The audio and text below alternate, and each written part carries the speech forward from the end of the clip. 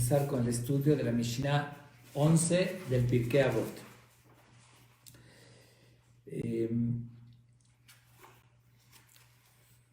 Ahora mencionamos que Shemaya y Abtalión fueron la cuarta pareja de dirigentes, que uno fue el presidente y el otro el Abedín, el jefe del Sanedrín.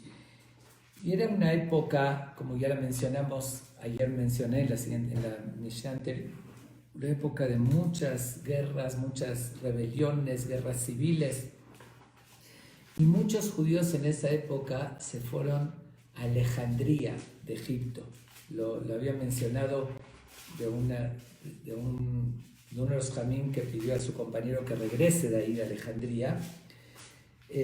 Alejandría en esa época fue la capital de Egipto. Alejandría, de hecho, la construyó Alejandro Magno 332 años antes de la era común. En esa época, y fue una capital, pero muy extravagante, muy bonita. Y mucha gente, justamente de los saduceos y demás, se fueron a Alejandría porque ahí hubo tranquilidad. Alejandría incluso llegaron a hacer ahí un Sanedrín, aunque no era muy auténtico, y hasta como un Bet HaMikdash, un sustituto del Bet HaMikdash, construyeron en Alejandría de Egipto en ese entonces, y tuvo sus altibajos Alejandría cuando los romanos destruyeron el templo y después hubo una rebelión. También la gente de Alejandría también se rebelaron y mataron a decenas de miles de ahí, pero se mantuvo la comunidad. De hecho, Alejandría fue una gran comunidad desde la época del Segundo Templo y concluyó 414 años de la era común, que los bizantinos fueron los que expulsaron al final a todos los judíos de Alejandría. Dice que estuvo desde antes de la destrucción del templo hasta 414 años después, hasta la época o la era de los bizantinos.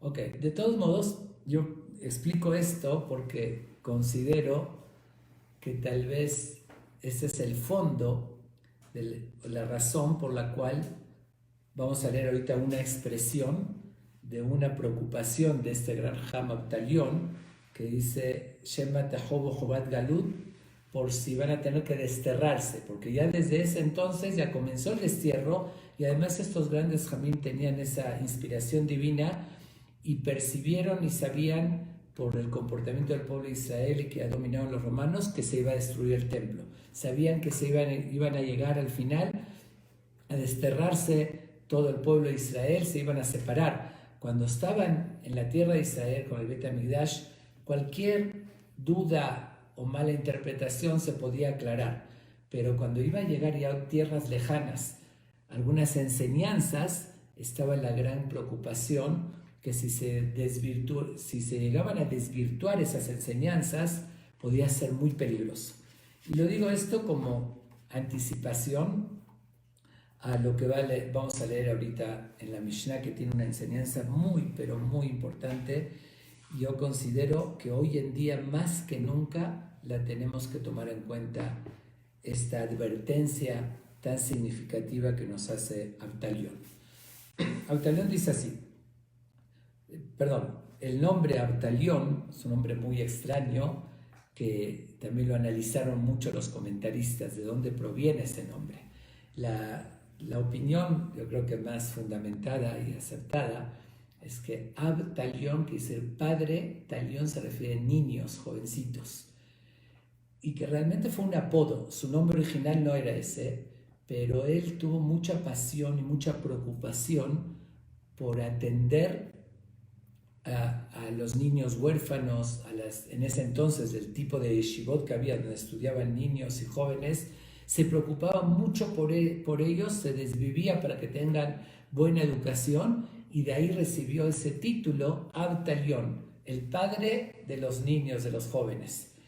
Esa es una de las explicaciones con más fundamento acerca de su nombre, aunque se analiza mucho su nombre. De todos modos, él dijo lo siguiente: Jajamim Izaharu bedibrechem. Hace una advertencia principalmente a los sabios. Y principalmente en una época, como mencioné, que estaba muy convulsionada esa época. Habían sabios auténticos, Jamim de verdad, y Jamim sadoqueos y baitoseos, que renegaban en la Torah oral y no cumplían los preceptos. Entonces, cualquier cosa que tomaban, cualquier dicho, lo podían malinterpretar. Entonces, en una época que había tanta confusión, hace esta advertencia. Sabios, le dice a los Jamim, a los Rabbanim de la época, Izaharu bedibrechem, cuídense mucho con lo que dicen.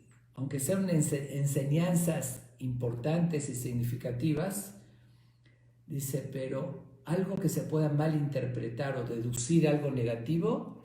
Y sigue diciendo, como mencioné, Shema tahobu jobat galut, por si van a tener que desterrarse, que dice salir de la tierra de Israel. Y como dije, que ya existía eso, ya muchos habían ido a Alejandría y estaba ya los romanos dominando, que posteriormente fue la destrucción del templo. Esta época más o menos comenzó alrededor de 100 años antes de la destrucción del templo, un proceso que tomaron, que dije que perdió el poder prácticamente los Hashmonaim, como ayer mencioné, y que después llegó la época de Herodes, aunque Herodes era muy amigo de los romanos, simpatizaba con ellos, y en su época también él remodeló el templo, que lo embelleció muchísimo, pero eso fue lamentablemente antes que lo destruyan.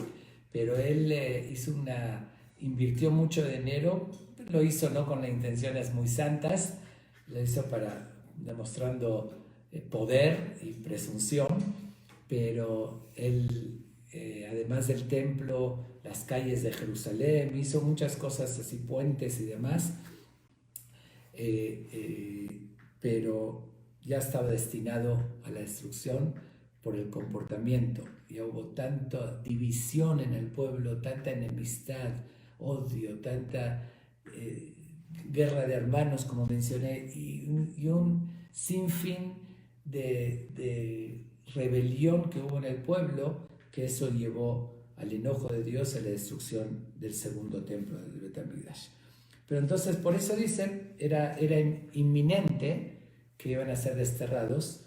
Entonces, por eso dice, Shema tahobu jobat galut, por tener tahobu, que dice que sean merecedores del exilio, betiglul imkom maim araim, y van a exiliarse a un lugar de aguas amargas, así los llama. Vamos a terminar la metáfora y ahorita lo explico. Veishtu atalmidim abaim acharechem veyamutu. Van a beber de esas aguas venenosas, por decirlo así, los alumnos que van a llegar posteriormente y se van a morir por beber aguas venenosas. Y el resultado va a ser que el nombre de Dios va a ser profanado. Ahora sí voy a explicar primero la metáfora. Cuando dice aguas malas o venenosas, se refiere obviamente alegóricamente, justamente está escrito en Maim en la Torá. Se comparó la Torá a las aguas. ¿Por qué se comparó la Torá a las aguas? Porque todos sabemos que el cuerpo no puede vivir sin agua. Oxígeno y agua son los dos elementos más importantes para la supervivencia del ser humano. Entonces, así como el cuerpo requiere de agua constante para poder sobrevivir, también el alma requiere, las aguas del alma son como la Torá. Por eso utilizó el concepto de aguas, porque entonces si las aguas mismas, las Torá, llegan a ser malas o envenenadas, en vez de vivir pueden matar.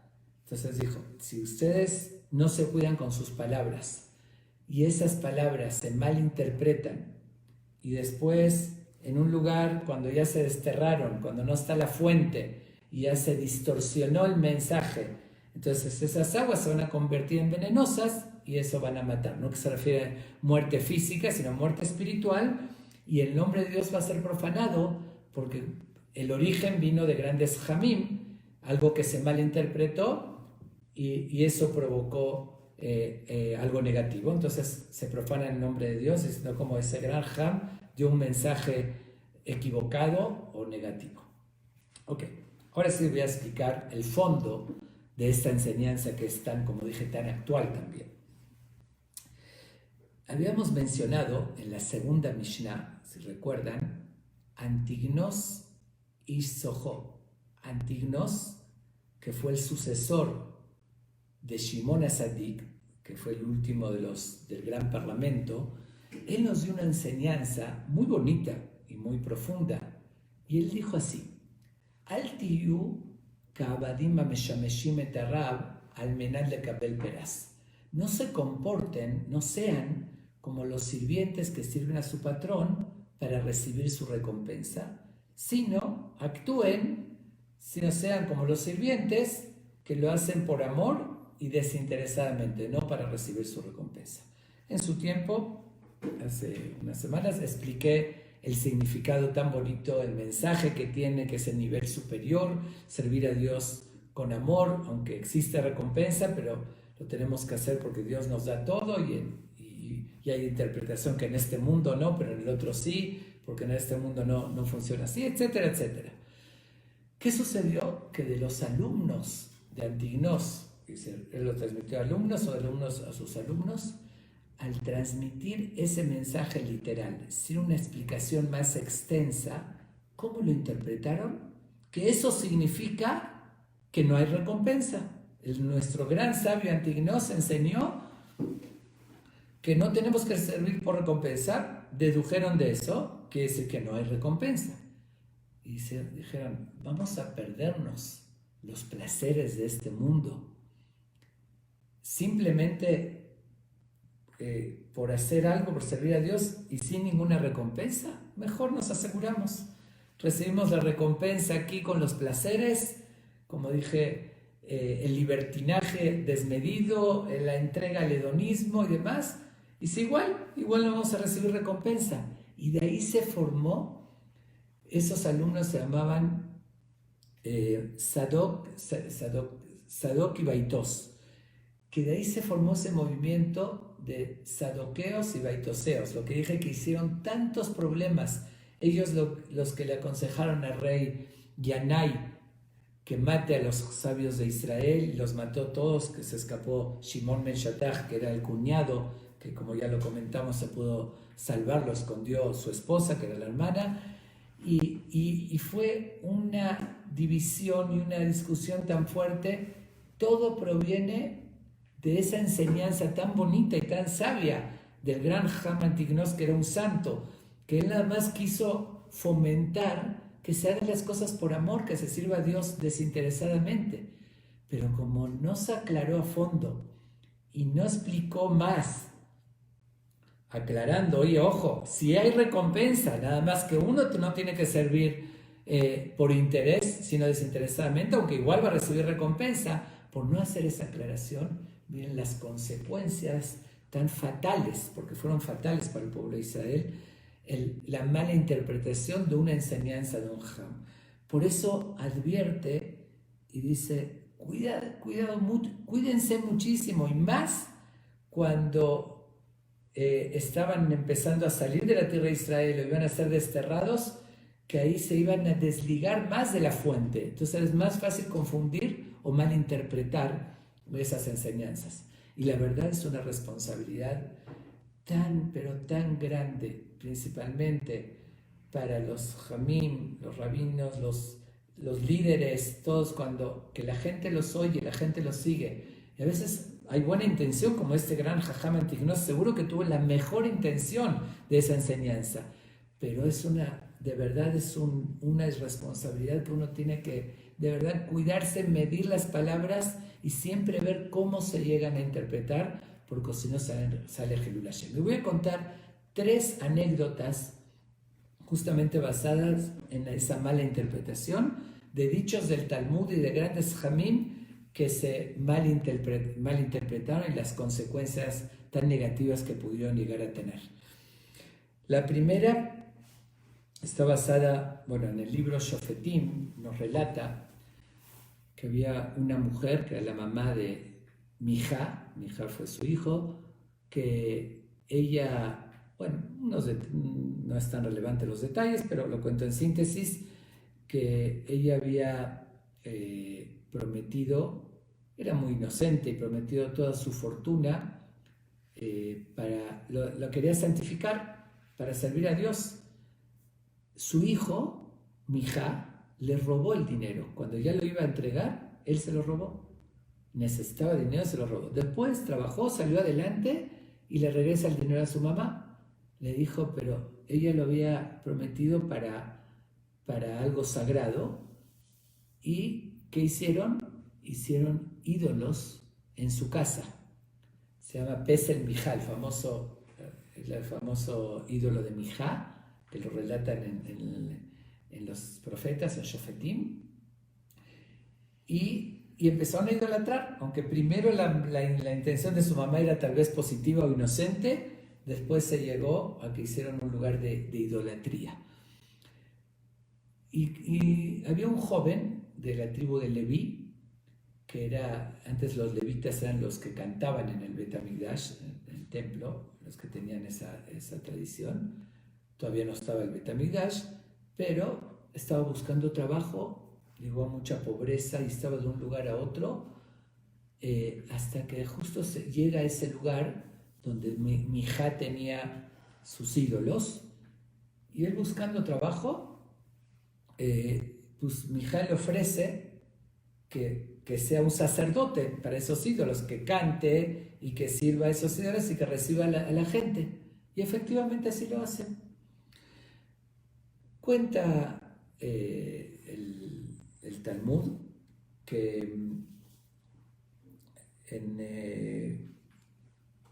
¿cómo se llama? El tratado de Kiddushin, bueno, no estoy recordando ahorita con precisión, donde cuenta el Talmud que fueron unas personas que estaban pasando por ahí y oyen la voz de este joven cantando y reconocen a esa voz porque lo conocían a este joven, entran ahí, que ven que él es sacerdote, está cantando a los ídolos y siendo sacerdote para la idolatría, que se idolatrando, y se estremecen.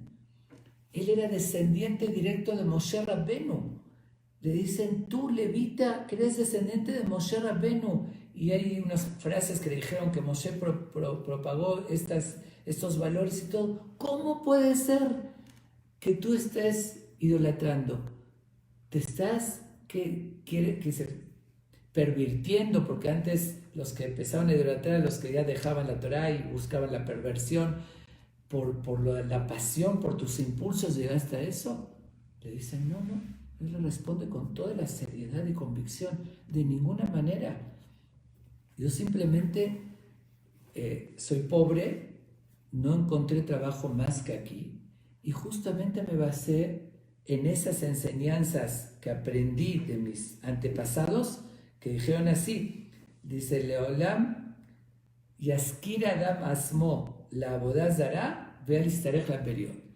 Que uno se entregue o que llegue a trabajar para la idolatría y no necesite de la gente, no pida limosnas.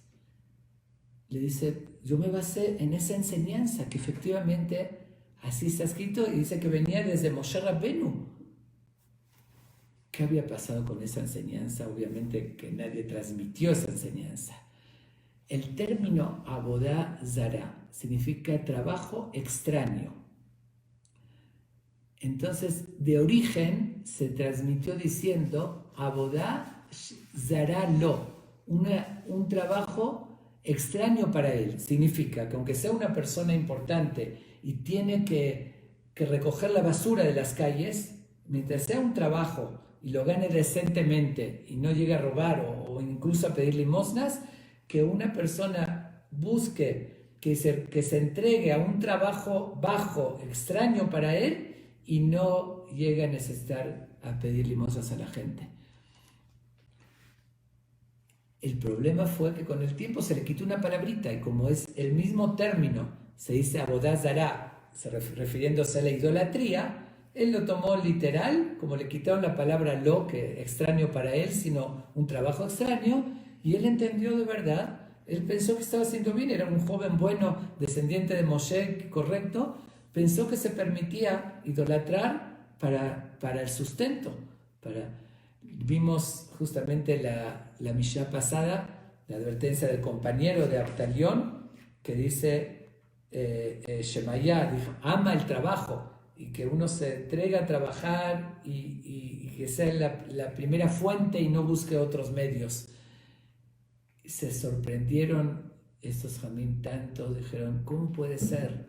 ¿Cómo se puede desvirtuar algo de una enseñanza? Se llegó a provocar que un joven sea sacerdote en idolatría. Pero puede suceder, llega a suceder, tanto hay que cuidarse de esclarecer. No digo, uno tiene que enseñar esas enseñanzas, uno tiene que enseñar que es importante, que no importa en qué uno trabaje, con tal de salir adelante dignamente y no se tiene que avergonzar del trabajo que sea. Eso es una enseñanza muy correcta, pero la importancia de esclarecer bien, ahora sí, de la A a la Z, el significado de lo que uno está diciendo para que no se llegue a malinterpretar. Esa es la primera anécdota basada en el Talmud. La segunda anécdota de algo muy similar, en el Talmud de Pesajim, página 112, menciona que Rabbi Akiva, habían tres que llamaban Rabbi Akiva, uno de ellos que le ordenó a su hijo Rabbi Yoshua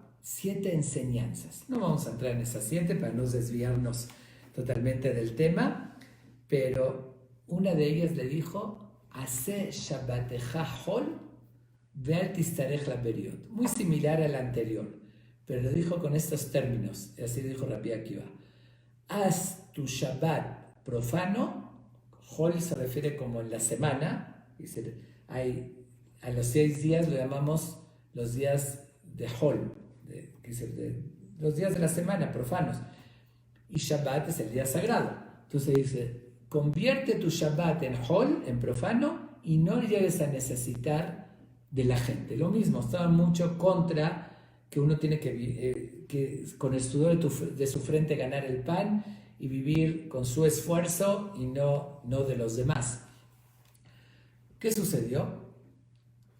Una vez, ahí sí, un gran jam estaba de viaje y se hospeda. Antes eran casas de hospedaje, que de ahí vivían los mismos dueños y recibían a gente, era una forma también de trabajo. Y le toca a Shabbat hospedarse en un lugar que la gente era muy respetuosa, cuidaba Shabbat, cuidaban los preceptos, toda la gente del pueblo. Entonces hospeda con un judío también cuidadoso, respetuoso, y está en su cuarto el Shabbat, y de repente oye ruidos en el patio. En Shabbat, así ruidos, antes no había electrónica, no había música o así, pero oye ruidos. Sale al patio a observar, ¿y qué ve? Que estas personas trabajaban justamente de lavar ropa para los demás. Y era pleno Shabbat, y estaban en el patio lavando la ropa con jabón, exprimiéndola, violando claramente las provisiones del Shabbat. Y esta persona, este Ham, se estremece. Se veía una persona respetuosa, observante de los preceptos. Toda la gente en el pueblo era observante. Y muy enojado le dice, ¿cómo pueden hacer esto en pleno Shabbat? Que dice, ¿cómo pueden estar así trabajando abiertamente el Shabbat? Dice, ¿pero cómo? Así lo enseñó, lo enseñó Rabbi Akiva, así está en el Talmud, claramente escrito, que dice, Hace Shabbatecha Hol, haz tu Shabbat profano y no necesitas de la gente. Nosotros vivimos al día, este es nuestro trabajo, y nos enseñó en el Talmud Rabbi Akiva que se permite profanar el Shabbat y no pedir ayuda y no pedir limosnas. Y este Ham se agarra de la cabeza diciendo, qué inocentes, y cómo no entendieron correctamente. El dicho de Rabbi Akiva es obvio que no se refería a que se permite profanar el Shabbat y no pedir ayuda. Lo que se refirió a hacer Shabbat Hajol se refiere, nosotros tenemos una obligación del Shabbat tener placer, comer las mejores comidas, las mejores vestimentas, adornar la casa, arreglarla en Shabbat. Entonces, si uno dice no tiene los medios, es preferible que no pida limosnas y que coma en Shabbat como en la semana, que coma algo sencillo. Si no tiene los medios para comprar un buen vino, para comprar carne, como es digno de Shabbat, entonces que lo haga como en la semana. Pero no violar Shabbat, no se refirió a violar Shabbat, se refirió a que no darle respeto como merece si no tiene los medios. Pero esta persona lo tomó literalmente. Y ahí dice que hacerlo profano, como en la semana, voy a trabajar como se ve porque no tengo medios. Es la segunda historia que vemos cómo hay que cuidarse. Obviamente que Rabbi Akiva le dio muy buena enseñanza a su hijo y no tuvo intención de que se malinterprete. Pero ahí está, se tomó literalmente y se malinterpretó. Y voy a traer un tercer ejemplo de que está en el Tratado de Shabbat, página 118. Dice así algo que suena muy fuerte. Dijo Rabbi Yohanan, textualmente lo cito: Kol hameshamer Shabbat kehilchata, afilu obed avodah zara kedor enosh mohalim lo. Dijo así: todo aquel que cuida Shabbat como debe ser, aunque esté idolatrando, como en la época de Enosh fue una época que destacó por el paganismo e idolatría. Dice, aunque idolatre como ellos, igual se le perdona. Así dijo, así está escrito en el Tratado de Shabbat, en el Talmud. Y sucede que una tercera historia, también una persona muy creyente, muy justa, era una época donde incitaban mucho a que la gente, judíos, que dejen su judaísmo se convierta, y cuando lo hacían le daban riquezas, honores. Una persona que también tenía necesidad va y se convierte y se pone a idolatrar abiertamente. Lo ve uno de sus amigos que lo conocía bien y de verdad asombradísimo: estás vendiendo tus principios y tus valores. ¿Para qué? ¿Para que te den honores? Le dice, no, eso está permitido lo que estoy haciendo. Dice claramente en el Talmud que todo el que cuida Shabbat perfectamente, aunque idolatre como la generación de Enosh, se le perdona. Entonces yo ahorita, la verdad es más, me conviene convertirme y me conviene idolatrar, pero yo sigo cuidando Shabbat al pie de la letra con todas sus leyes. Entonces sé que no tengo problema, que eso se me perdona. Dios me lo va a perdonar porque estoy cuidando Shabbat. Otro error muy grave, que cuando viene su amigo le dice, ¿cómo crees? Lo que se refiere el Talmud, que si una persona llegó a idolatrar, tuvo esa debilidad y se alejó del judaísmo, y después hace teshuvá, regresa, que aunque no fácilmente se perdona la gravedad de idolatría, de creer en algo fuera de Dios. Nosotros tenemos nuestro lema, Shema Yisrael Hashem Elokeinu Hashem Echad, Dios es único, y ese es el primer mandamiento, creer en un solo Dios, creador del mundo y todo.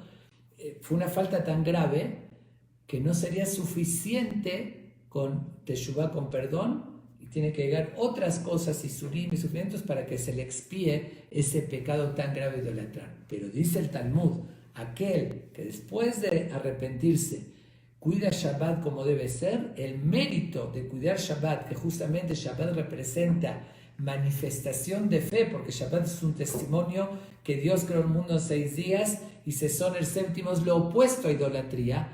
El cuidar Shabbat como debe ser hace que se le perdone lo que había idolatrado, pero no que siga idolatrando y que cuide Shabbat, que es una evidente contradicción. Pero volvemos, así él dijo, él lo vio que escrito de esa manera y se basó en eso. Y aquí vemos la importancia. Obviamente que todos los casos que mencioné fueron dichos por grandes jamim como Rabbi Akiva o Antignos, que tuvieron la mejor intención de dar la mejor enseñanza, y sin embargo de ellos salió confusión y llegaron a utilizar eso negativamente. Por eso Abtalión, observando eso, dice, cuídense mucho de esclarecer al máximo no es decirlo, el otro lo va a entender o decir, esclarecer lo que están diciendo porque puede haber mucha confusión y se hace Hilul Hashem. Imagínense, ven una persona que está idolatrando y dice, ¿por qué yo estoy idolatrando? Porque lo aprendí de Rabbi Akiva, que me enseñó que si cuido Shabbat no hay problema de idolatrar. Imagínense que Hilul Hashem no se profana el nombre de Dios. Entonces se puede llegar, es lo que dice si no se cuida uno. En general, uno se tiene que cuidar de lo que dice. Las palabras, muchos dicen, las palabras se las llevan el viento, pero no es cierto. Las palabras tienen mucha fuerza, mucho poder y hacen un efecto. Hay guerras que se fueron provocadas por una palabra, además, por una ofensa o por una palabra. Las palabras son muy importantes, hay que ser muy cuidadosos. Yo quiero concluir con esta misma advertencia, no soy quien, pero me lo hago a mí mismo, que tengo la función de rabino, y a todos mis compañeros y todos los jamim, o que tengan un liderazgo en el mundo, de hoy en día más que nunca tener muy presente esta advertencia de Abtalión, porque llega a suceder, y yo lo llego a observar, así como cité esas tres dichos del Talmud que tienen su interpretación. Hay muchos otros relatos y metáforas que hay en el Talmud y en el Midrash, que muchas veces con la mejor intención puede ser un moré, un jam principiante, que lo enseña en una clase, pero que lo está oyendo, algunas cosas que suenan a barbaridades o suenan a algo ilógico, irracional o un concepto contra los principios, y que seguramente, como estos dichos de estos jamim, tienen su enseñanza profunda y tienen mucha importancia, pero a veces al no saber transmitirlos o al no dar la explicación profunda y qué se refiere, o decir frente a alguien que no tiene el conocimiento para entenderlo correctamente, pasa esto, que se vuelven aguas envenenadas y provoca que esa persona se alejó del judaísmo o se hizo Hashem. ¿Cómo ese rabino dijo esto? Aunque tuvo buena intención, pero hay que ser tan cuidadosos, y más hoy en día que hay mucho alejamiento y mucha gente no conoce lo valioso de nuestras fuentes, los valores que tiene la Torah, las enseñanzas, y lo ven por fuera. De repente oyen un comentario que alguien dijo algo que no les entró en la mente, que suena algo rarísimo, bárbaro o contra los principios, y hace que se aleje. Incluso, dice, estamos hablando de cosas que tienen fundamento porque hay que explicarlas claramente, pero hay veces hay que abstenerse. No todo se tiene que decir en todo momento, hay que ver el momento y ante quién uno lo está diciendo. Justamente, yo uso mucho una enseñanza de un gran rabino, un rebbe muy grande, un grupo jasídico, que era muy inteligente y tenía unos dichos muy picosos, así muy profundos, que él decía lo siguiente, dice, un rabino o un jajam, todo lo que sale de su boca tiene que ser verdad, tiene que cuidarse mucho de que no puede salir algo que no sea verdad de su boca, pero no toda la verdad tiene que salir de su boca. No sé si me di a explicar o me entendieron claramente. Dice, lo que sale de su boca tiene que ser verdad. Si alguien le pregunta algo, le tiene que contestar. Si va a enseñar algo, tiene que ser la verdad. Pero no está uno obligado a decir todas las verdades del mundo. Hay momentos para decir esto, momentos para decir esto. Si yo voy a decir ahorita una cita del Talmud o de la Torah que va a provocar, por el nivel de los oyentes, que no lo va a entender bien, y como los casos que mencioné, va a interpretar algo negativo y con eso se va a alejar, entonces esa verdad se convierte en mentira. Lo estoy diciendo con imprudencia, en un momento no adecuado y frente a las personas adecuadas, o no explicándolas correctamente. Pero dije, tal vez estaba terminando la clase, no tuve tiempo de explicarlo, y entonces el otro lo confundió. Si no tuviste tiempo, mejor no decirlo. No digas algo, como dice aquí, con esa advertencia, que de ahí puede cometerse errores, malinterpretarse. Y como dije, con la mejor intención, pero pasa muchísimo que alguien estudia algo en el Talmud, en el Midrash, una frase, un concepto, y lo transmite sin transmitir la profundidad que tiene, o la alegoría, o la metáfora. Como dije, no todo se refiere a literal. Hay cosas que sí, hay otras cosas que son con un ejemplo, una metáfora, y entonces sale que la gente rechaza la religión, lo ve como algo irracional, o lo ve como algo oscurantista, o cosas que realmente no es así, sino la religión tiene mucho equilibrio, mucha filosofía, muchos valores. Hay que entenderlas. Cuando se transmite mal o cuando se interpreta mal, es lo que da esa imagen y hace que la gente la rechace. Si uno conociera la profundidad y la conoce de cerca, va a ver la luz y la belleza que tiene, y eso le va a provocar, al contrario, respetar y valorar. Entonces tenemos esa responsabilidad de cuidarnos con lo que decimos. Y en general, eso, digo, el que tiene un cargo tiene mucha más responsabilidad, pero cualquier persona tiene esa responsabilidad de medir las palabras que se dicen. Antes de que salgan de la boca, uno es dueño de lo que va a decir. Una vez que las palabras salieron de su boca, ya las palabras son dueños de él, ya no las puede regresar. Vemos políticos que tratan de dar explicación, no me refería a esto, pero ya todos saben que sí se refirió, y ya a veces dijo algo que, como dicen, la regó en grande, y toda la gente, millones de personas lo oyeron. También ser responsables antes de decir. Una vez que le dijo, por más que traten de acomodar y de darle explicaciones, ahí ya muchas veces no pueden. Entonces, seamos cuidadosos con lo más sagrado que tenemos, que son nuestra palabra, nuestra obra.